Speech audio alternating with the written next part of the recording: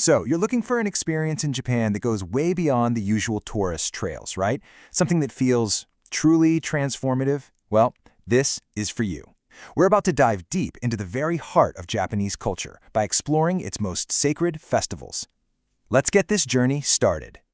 Now, when you hear the word festival, you probably picture a massive, chaotic, crowded party. And look, you're not entirely wrong. But in Japan, that's really just scratching the surface.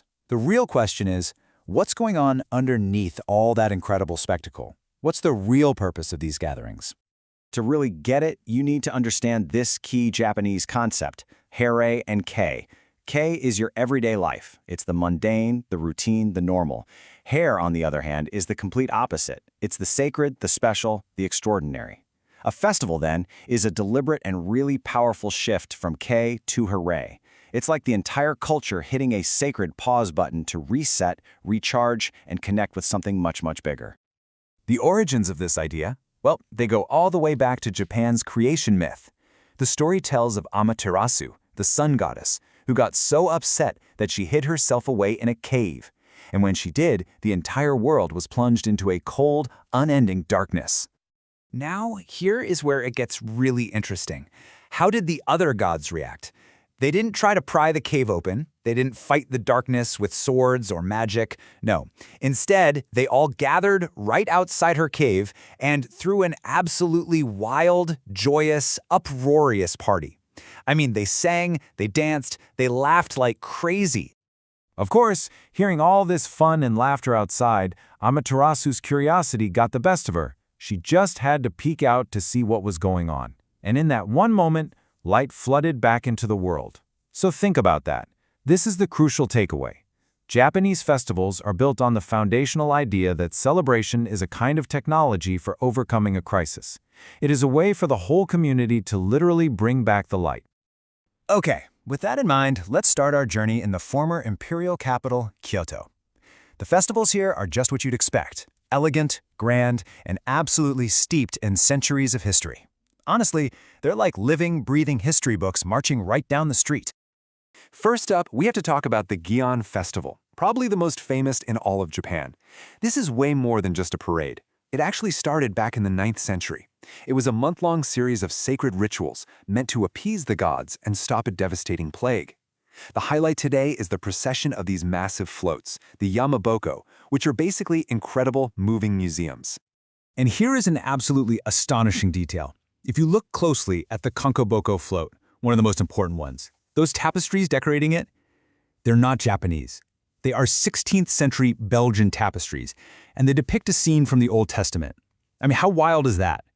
It just brilliantly shows that Kyoto's wealthy merchants, far from being isolated, were major players in global trade, offering the very best the world had to offer to their local gods. Now let's shift to the Aoi Festival, one of the oldest in the entire world. This is a much more solemn, graceful affair. It's a stunningly accurate recreation of an imperial procession from the super aristocratic Heian period, over 1,200 years ago. It's pure elegance. Now, the centerpiece of this whole thing is the Sayode heroine. But what's totally fascinating is that this role isn't ancient at all. The original tradition of an imperial priestess actually died out in the 13th century. This new role was created in 1956, a post-war decision to give the festival a relatable, modern face. It's a powerful example of how history is actively curated for the world of today. And finally, for Kyoto, there's the Jidai Festival, or the Festival of the Ages. You've got over 2,000 people in authentic costumes from every major era of Japanese history. But here's the brilliant part, the parade moves backward in time. It starts with the modern Meiji era and goes all the way back to the 8th century, when Kyoto was founded. The message is this incredibly powerful statement of civic pride. All roads in Japanese history lead right back here, to Kyoto. All right, let's totally shift gears and head to Osaka. If Kyoto is all about imperial elegance, Osaka is about raw, passionate, popular energy. This was the city of merchants, and its festivals really reflect that dynamic, risk-taking spirit.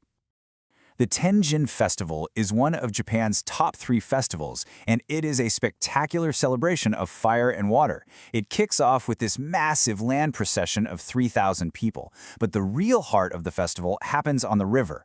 A whole fleet of 100 boats lit up by bonfires takes over the waterways, and it all culminates in a huge fireworks display. It's a ritual blessing the city that was and still is a true water metropolis. But for pure, unadulterated adrenaline, nothing, and I mean nothing, compares to the Kishiwada Danjiri Festival.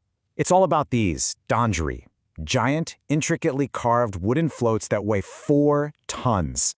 And they don't just parade them. Teams of hundreds of men pull these 4-ton floats through narrow city streets at a full sprint. The climax of it all is the Yarimawasha, where they have to skid the float around a 90-degree corner without slowing down. It is incredibly, unbelievably dangerous. And yes, accidents happen. People have actually died doing this. Which brings us to the really obvious question, why? Why would you take such an enormous risk for a festival? The answer is so profound. The risk isn't a flaw in the design, it's the entire point. To pull off a perfect corner turn requires hundreds of people to act as a single unit with absolute trust and split-second precision. That shared, life-threatening challenge forges a community bond and a source of pride so powerful that, honestly, nothing else in modern life can even come close to replicating it. Okay, let's leave the cities behind now and go somewhere even more elemental. Our final set of festivals connects us to Japan's oldest beliefs, the worship of nature itself.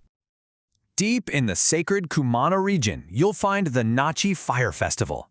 Here, 12 portable shrines, which represent the 12 deities of the great Nachi waterfall, are carried down the mountain path, and that path is purified by 12 men carrying these massive 50-kilogram flaming torches. It is a spectacular primal dialogue between the gods of water and the purifying power of fire. And then, in the ancient capital of Nara, they take it one step further. Every January, they set an entire mountain on fire. The Wakakusayama Yamayaki is just this stunning spectacle where the whole grassy slope of the mountain is engulfed in flames, all to purify the city and pray for a peaceful year. But look closer. This sacred ritual also has a vital ecological purpose. The annual burn actually prevents the mountain from becoming a forest. It maintains a unique grassland ecosystem that supports all kinds of specific plants and insects. It's a brilliant example of how a sacred community event can also be a really sophisticated act of landscape management. So, we've seen the elegant history of Kyoto, the raw passion of Osaka, and the primordial rituals of the sacred mountains. But these are not just spectacles to be watched from the sidelines. They are invitations. This is where a trip stops being just a trip and becomes a truly transformative journey. The great mythologist Joseph Campbell famously said, "You are the hero of your own story." When you travel, you step out of your ordinary world. And by stepping into that Hare space of a Japanese festival, you stop being just a tourist and you actually become a participant in a grand ancient narrative. So this is how it becomes your journey. First, choose your story. Are you drawn to the imperial elegance of Kyoto, the raw passion of Osaka, or the sacred call of nature? Next, learn the symbols, the hidden language of the ritual. Then, when you're finally there, you step completely into that Hare moment. And if you do that, you will return not just with amazing photos, but with a brand new chapter of your own story. Because a festival is so much more than a party. It's an invitation to witness the soul of a place and its people, and in doing so, maybe even rediscover a part of your own. So the only question left is, which story will you choose to step into?